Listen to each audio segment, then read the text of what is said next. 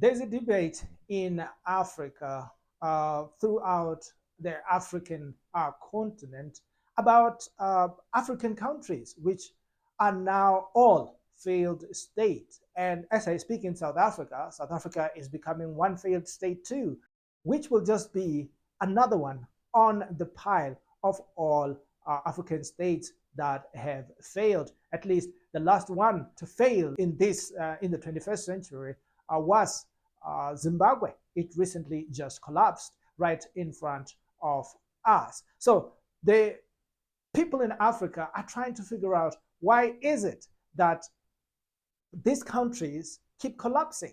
Why is it that every time when we get independence, or every country that got independence from colonialism, or in South Africa from apartheid when we got freedom and democracy, why is it that they collapse right after? It takes 20, maybe to 30 years for them to collapse.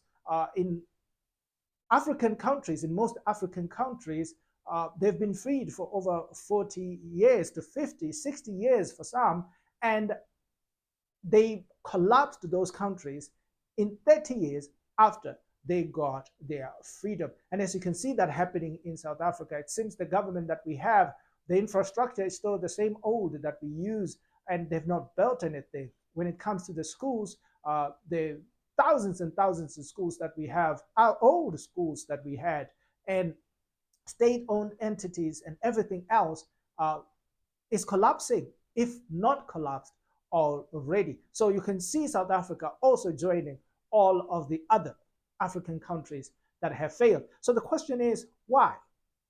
It is in that why, when people try to answer that question, where people can either solve the problem, African people can either solve the problem or make it worse, or just continue the status quo. So this is where we have to speak about it. I was watching Louis Farrakhan, an activist against racism in the United States and oppression of Black people in the United States and also all over the world. He's also known here in South Africa. He does speak about South Africa too, and has helped our freedom fighters to fight against apartheid. However, to describe the situation in South Africa after democracy, he said that the reason why South Africa is failing is because the ANC received political power, but they did not receive economic power. He said, no, you don't blame the ANC. The ANC are not to blame. As we speak today, saying it is the ANC that has done most of the problems that we have in the country, because if you have 30 years to solve a problem and the problem only gets worse, the question is it you that is just incapable of solving the problem, or is it that the problem is not solvable? So the latter is not the case. It's not that the problem is not solvable. It could be just you are the ones who are not able to solve the problem. But Farrakhan is saying, no, not the ANC, but the apartheid white people are the ones who did this. But let's watch this video of Farrakhan here before we go into the details of this whole matter. Is it that the ANC is not the one to blame? Or is it the ANC the one to blame for 30 years of destruction in South Africa? Let's watch this piece here. The ANC is now in political power, but not in economic power to really fulfill their promises without a close alliance with the white business community and the white business community fulfilling their promises. After a while, the crime increases, the violence increases, and the suggestion is it was better under Botha than under Mandela. And after a while, the nationalists will come back and say, you will do better under us. And there's the end of your political power. It is all right back in the hands of those that you thought you took power from, but all you did was become the manager of a white reality, and therefore you must manage it according to the way they see that you manage it, because you own nothing. We have got to change that equation in order for South Africa to live up to her great potential. The ANC is in government, but not in power. And I repeat that. Even to this day, we are still not yet in power. For as long as we do not have economic power, as my brother has just said, we are not in power. We discovered that economic freedom was perhaps even more precious than political freedom. It was not enough to just hoist the flag of freedom and claim we are free, when we in fact could not honor those promises we made. With all due respect to Mr. Farrakhan, I find it to be very simplistic because it can't be that simple. We need to put logic to it, and it doesn't seem to have logic to say, no, the ANC, they're angels in this. They don't have a dog to do with the wrongs that are happening today in South Africa. It would be wrong. With all due respect, peace be upon Farrakhan.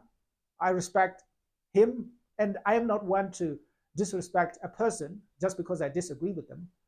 The continuous destruction that we continue to see in South Africa, that is happening, caused by, as we call it in South Africa, lack of governance and a lot of other things. But before we go into those other things, and I should mention that you also saw the late Winnie Mandela also talking about that too, echoing what Farrakhan was saying, or Farrakhan echoing what Winnie Mandela said. But I want us to look at this matter realistically, because as Black people, as I said, that we can either at this point solve the problem, or we can continue with the status quo, which means continuation of destruction and falling apart and ruins, or we can make it worse by whatever it is that we do or reason with. So all of that, which direction it goes, it depends on how we look at this matter. And I want us to speak to logic. Before independence or freedom, or independence in all of Africa, but in South Africa, let me focus on that. Before freedom, 1994, as South Africans, we fought, or our fathers and our mothers, they fought apartheid, oppression of Black people.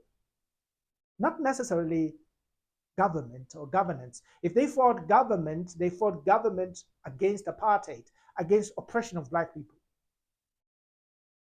They were not necessarily looking at the financials of things, but they was thinking that the apartheid government was able to elevate white people and put Black people under white people using state funds. And that was because the state was receiving trillions and trillions of rands. At least at that time it was billions, because the value of money had not diminished to the point that it is today. But they were receiving those trillions or billions, and that is why they were able to fund the farms. They were able to lift the Afrikaners from poverty to being business people by funding farms and building SOEs to employ, to absorb all of these people that did not have work. And they went and built the country, put the entire country under construction because they needed to create work. They used the state money to do that. So in the educated communities of Black people, they were saying, if we take that government, we will be able to do what the Boers have done to elevate the lives of the Boers and other white people, because they have billions and billions of money. And so we fought They fought and fought and fought and defeated apartheid, which was great. And that is why today you and I can be free to go anywhere we want in South Africa and be whoever that we want. So they won that struggle and they took the government. And today, as you can see, the majority of the people in government and in parliament are black. However, the new problem is that things have fallen apart so bad than they were even during apartheid. This means that people have become more poorer, and the state too has become more poorer. At least back then, people were poorer, but they had jobs that were just oppressed, which we cannot use the word just to simplify it. They were oppressed, which was very bad. But the state worked, and people were employed and earning and having a way to live. But after apartheid, things fell apart. Things fell apart so bad that today the SOEs are in shambles. They have no ability to employ or to absorb the people that need work in this country as they did before. The infrastructure of the country has collapsed, which means that the local economies too have collapsed. And because of that, people are looking for ways to explain that. But Farrakhan is saying that's because the ANC received a hollow or empty bucket that is called state power. And that's why there's poverty and everything else. They should have received economic power. And I said, that's not true. I have a problem with that. Because the billions and billions, let's speak about trillions today, that are received by government, where are they going? If you say that the government didn't receive economic power, what did they need economic power for when they have trillions and trillions coming from these businesses into government, when they have state-owned entities and they can build more and employ more people and regulate the businesses itself? If you want to stop the businesses of private schools, you build state schools, public schools. If you want to reduce the price of data, you build Eskom and make sure that Eskom works and it sells data at a price that's reasonable. Why is it that with the trillions and trillions of rands that they receive from tax that they get every time, why didn't they do that? What economy do they want to have? And people that say that we want to own the economy, most of the time I feel they do not know what the economy is. Because the economy is not a bag of money. And that is why before white people came, there was not such an economy. So the question is, where did white people get this bag of money called economy? They built it. So what is an economy? Economy are businesses, different businesses, ShopRite, Pick and Pay, Woolworths, every single business, Maponya Mall, and all the businesses that we have. Those are the economy. So how do you own? How do you take that? You can't take that. You can't own it, but you can partake in it. How do you partake in it? By building businesses. And that's what the apartheid government did when they came into power. They funded and built businesses by the Boers. They built farms everywhere, and we've already talked extensively about this. So why did the ANC not do what the apartheid government did? Fund businesses, build state-owned entities, build the infrastructure of the country so that the people of this country are able to work. And this mentality that is put in black people to say that our problems are the white man or the previous oppression is the reason why we are sitting at home with degrees today. And we don't think of starting businesses or using the skills that we have to start businesses because we've been told that our problems are coming from somebody else or the white man is the problem. Let me ask you this. If the white man is the problem because he holds this bag called an economy that he got from heaven someday, did Zimbabweans become much better when they chased white people out.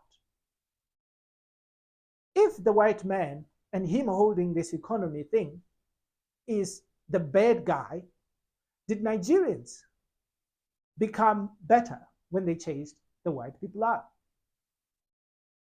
Tell me an African country that has become better by chasing white people out.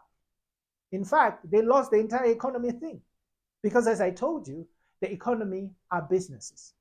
Now, a business is not a thing that you find. It is a thing that you create. And a business is not a building. It's not a ShopRite building that you see. Tomorrow, you can wake up and that ShopRite building is just a building without even the logo of ShopRite on it, because ShopRite will be gone. It will just be a building. But a business is a mind. That is why you can take a business today and it will collapse if the mind that built it is no longer there. That is why we have taken farms like the Zibidiela citrus farm, the greatest citrus and the biggest citrus farm that we ever had in the continent. It collapsed because the mind that built it was no longer there. So the economy that you're looking for are the businesses that you need to build that you have not built. And if you're not honest with yourself, you will collapse for 60 years, for 70 years, like most African countries, like Zimbabwe is and will continue to be until they become realistic with themselves. Because the problem is no longer the white man. Whoever tells you that the problem is the white man, they're lying to you. Apartheid was defeated 30 years ago. So the white man is sitting at his own private home, private farm, and doing his business. And you have to do the same. You have to build. You have to learn how the white man builds his businesses and learn from that and build your businesses. And that's how you can build Africa. You can run around like Zimbabweans and take businesses, but they will collapse as soon as the mind is no longer there, the mind that built them. So Louis Farrakhan, with great due respect, and to the late Winnie Mandela, the problem is not the white man. The problem is that we are not using the money of the state to build infrastructure, to build SOEs, to build the lives of the people. We're not building schools. We're not building universities. We're not bringing education that matters to the people so that they're able to build this country. The majority of the people who are black are not productive. And in a country where the majority is not productive, well, we have a problem, a serious one. Well, guys, this will be the end of this segment. And if you made it to this point, thank you very much. Please remember to like and subscribe.